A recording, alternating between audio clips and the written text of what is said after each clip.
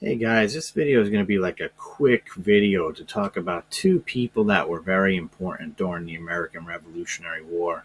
And the two people that keep coming up during the Revolutionary War is one American or one British subject and one Frenchman who, without him, who knows what would have happened if France would have joined the war or not. The first gentleman we're going to talk about, I'm sure you all have heard about. His name is George Washington, not President George Washington at this time. You're still talking about the Revolutionary War. We're not quite a country yet. So at that point in time, he was General George Washington. But George Washington was born in Virginia. He was a Virginian, a Southerner, had a plantation, owned slaves. But when it comes down to the war and how he fought and why he was chosen to lead, basically what happened with Washington he started in the British Army, and he was a colonel during the French and Indian War, and actually lost a couple of battles up front, actually got really badly beaten in the beginning of the French and Indian War, and then was promoted to lieutenant colonel and actually won a couple of more battles. He retires back to his plantation in Virginia. It's called Mount Vernon. And as the country start turning into revolution ideas, he's chosen for the Continental Congress. He's chosen to be a leader there. And at the time of the Revolutionary War, when the Second Continental Congress wants somebody to lead the Continental Army, there is no other pick but George Washington. He was really one of the only founding fathers to have really deep-rooted military experience. Number one, number two, he stood like 6'3", so he was a lot taller than everybody else. So he had a big command presence.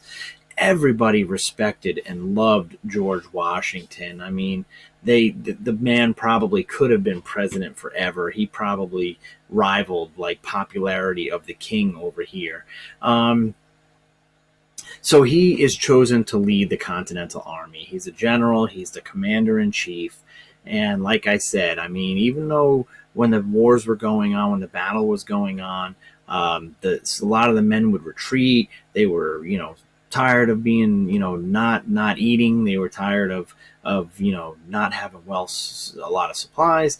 They still respected George Washington. That winter at Valley Forge could have been a mutiny for anybody else, but not George Washington. He was the most liked, the most well-respected person in our country at the time. He is what we call the father of our nation.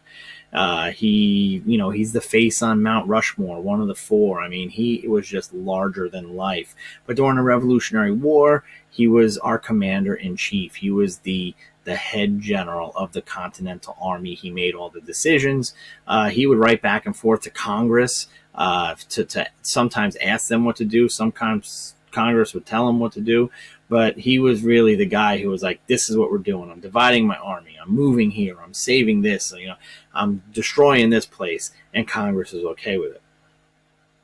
The second person that we're going to talk about is a Frenchman.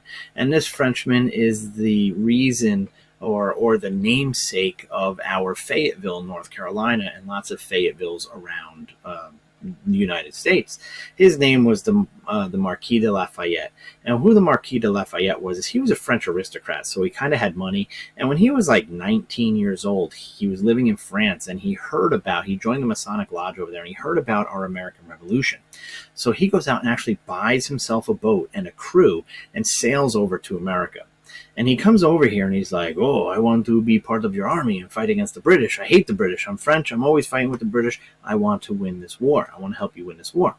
At first, he's denied. They're like, nope, we don't want to have anything to do with you. However, Lafayette, aristocrat, he was an aristocrat.